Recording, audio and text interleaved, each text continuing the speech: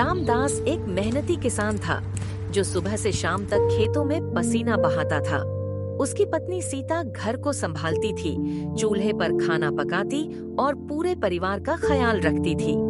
उनकी छोटी बेटी गुड़िया मिट्टी में खेलते खेलते खुद ही छोटे छोटे खिलौने बना लिया करती थी। वो परिवार बड़ा नहीं था, लेकिन उनके दिल बहुत बड़े थे। हर बात में भगवान का नाम लेते और हर काम से पहले गणपति बप्पा को याद करते। बाबा, गणेश चतुर्थी आने वाली है ना, इस बार हम भी लाएंगे ना बप्पा को। सबके घर तो बहुत सुंदर मूर्तियाँ आती हैं, हम भी लाएंगे ना बाबा। मेरे बप्पा भी तो आएंगे ना हमारे घर। बेटा, अभी हमारी फसल भी नहीं बिकी है और दादी की दवा भी लानी है। पैसे बहुत कम बचे हैं गुड़िया। बप्पा को लाने का मन तो मेरा भी बहुत करता है, लेकिन इस बार शायद बस मन से ही पूजा करनी पड़े। गुड़िया की मासूम सी बातों ने रामदास के दिल को चीर दिया, लेकिन वो जानता था उसके पास इस बार न बाजार से मूर्ति लाने की ताकत थी और न ही चटकीले सजावटों का जरिया। घर में बुजुर्ग माँ की दवा लानी थी। खेत की फसल अब तक नहीं बिकी थी और आंखों के सामने अपनी बच्ची की अधूरी ख्वाहिश। गांव की गलियां खामोश थीं, हर दरवाजा बंद था, पर एक आंगन में एक पिता चुपचाप बैठा था। न कोई आवाज, न कोई हलचल, बस एक टूटा हुआ मन और एक अधूरी ख्वाहिश। गुड़िया की मासूम बातें उसके मन को कचोट रही थीं। हे गणपति बप्पा, जब भी कोई दुख हुआ तुझसे उम्मीद रखी, पर आज कुछ मांगने की हिम्मत नहीं बची। गुड़िया बस एक बार तेरे नाम से मुस्कुराना चाहती थी और मैं उसके चेहरे पर वो मुस्कान भी नहीं ला पाया। मुझसे तो घर नहीं संभल रहा बप्पा, और वो तेरे नाम की ऐसी भक्त है जैसे सब कुछ तुझ में समाया हो।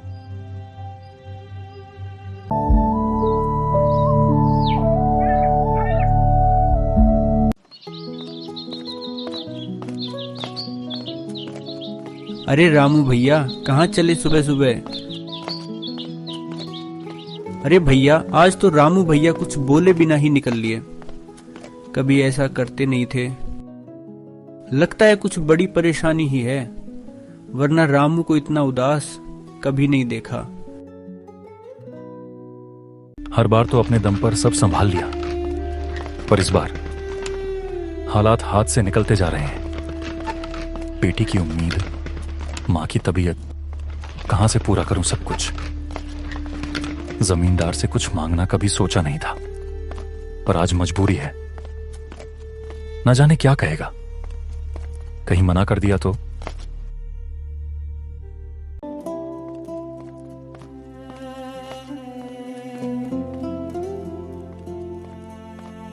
सेठ जी। कहो भाई, क्या जरूरत आन पड़ी इस बार? हम जानते हैं तुम लोग बिना मतलब तो कभी आते नहीं। सेठ जी नमस्ते। इस बार गणेश चतुर्थी आ रही है और मेरी गुड़िया का मन है कि बप्पा को घर लेकर आए। बड़ी मासूम सी ख्वाहिश है उसकी। कहती है इस बार बप्पा जरूर आएंगे हमारे घर। पर सेठ जी, हालत आप जानते ही हैं।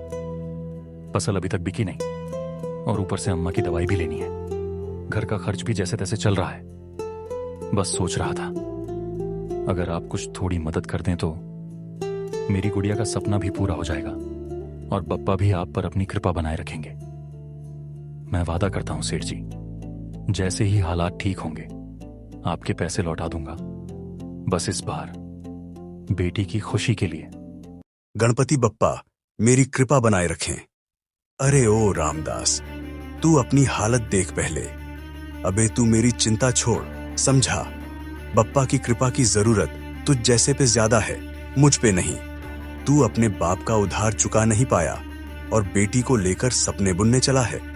गुड़िया को जाकर समझा दे, बप्पा सिर झुकाकर नहीं आते। कर्जदारों की दहलीज पर तो वो भी नहीं उतरते। चल अब निकल यहां से, फटीचर। भीख मांगने की आदत हो गई है तुम लोगों को।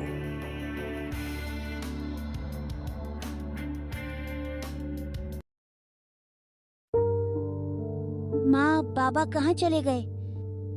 मुझे कुछ बताया नहीं बेटा। ऐसे तो वो कभी करते नहीं, शायद खेत गए हों। वो बिना बताए कभी नहीं जाता, पर शायद आज हमसे पहले उठ गया हो तो चला गया हो खेत पर। परेशान मत हो, अभी आ जाएगा। गांव की सुबह की हलचल में किसी ने ध्यान ही नहीं दिया कि रामदास के मन में कैसी आंधी चल रही है। लेकिन किस्मत का पन्ना तो आज कुछ और ही लिख चुका था। हे प्रभु, अब आप ही बताइए, मैं घर जाऊं या नदी में कूदकर अपनी जान दे दूं? आज मेरी जो बेइज्जती हुई है उस पर यह भी सुनना पड़ा कि गणपति बप्पा सिर झुकाकर नहीं आते और कर्जदार की दहलीज पर तो कभी नहीं आते। तो क्या बप्पा आप भी हमारे घर कभी नहीं आएंगे? मेरी वो नन्ही बेटी जो आपको अपना सबसे बड़ा दोस्त मानती है, जिसकी हर रात की कहानी में सिर्फ आप होते हैं, क्या उसके लिए भी आप एक बार नहीं आएंगे बप्पा? मैं आपसे नाराज नहीं हूं बप्पा, नाराज तो मैं किस्मत से हूं। मैं हार चुका हूं, अब लड़ने की ताकत नहीं बची, और बप्पा अब जीने का मन भी नहीं है। जिंदगी के कुछ मोड़ इंसान को ऐसे अंधेरे में ले जाते हैं जहां उसे अपने होने का कोई कारण नहीं दिखता। रामदास भी आज उसी मोड़ पर खड़ा था, आंखों में आंसू, दिल में बोझ और सामने बहती नदी जैसे उसे अपनी बाहों में समा लेने को पुकार रही हो। कभी जो अपने परिवार के लिए जीता था, आज वही सोच रहा था, इस सांसों का बोझ यहीं खत्म कर दूं। क्यों रे रामदास, सिर्फ दूसरों के कह देने पर तू अपने पप्पा को छोड़ देगा? क्या तेरी बेटी की मुस्कान तेरी जिम्मेदारी नहीं? दुनिया चाहे कुछ भी कहे रामदास, तेरा विश्वास ही तेरी सबसे बड़ी पूंजी है। अगर तू टूट गया तो तेरी बेटी, तेरे घर का हर दीपक बुझ जाएगा। आप मेरा नाम कैसे जानते हो बाबा? मेरी ये तकलीफ, ये सब बातें आपको कैसे पता? बेटा रामदास, जो अपने भक्त के दिल में है उसे जानने के लिए पूछने की जरूरत नहीं होती। तुम्हारे हर आंसू, हर शब्द मुझ तक पहुंचते हैं, चाहे वो मंदिर में हो या तुम्हारे मन में। साधु बाबा, आप कौन हैं? मुझे कुछ समझ नहीं आ रहा। आज जो कुछ हुआ वो तुझे तोड़ने के लिए नहीं, बल्कि तुझे उठाने के लिए हुआ है। कभी कभी भगवान अपने भक्त के जरिए ही किसी का घमंड तोड़ते हैं। तू सोच रहा होगा कि मैं तेरे मन की बातें कैसे जानता हूं। तो बेटा, जिसको तू सालों से अपने मन में, अपनी पूजा में और अपनी बेटी के हर अरमान में बसाए बैठा है, वो तुझसे अनजान कैसे हो सकता है? प्रभु, मुझे माफ कर दीजिए। मैं आपको पहचान नहीं पाया, अपनी ही तकलीफों में इतना डूब गया कि आपकी महिमा भूल बैठा। रामदास, तुम्हें मुझसे माफी मांगने की कोई जरूरत नहीं है। बेटा, अब तुम घर जाओ। वहां मेरी गुड़िया तुम्हारा इंतजार कर रही है और उसकी आंखों में सिर्फ तुम्हारे लौटने की आस है।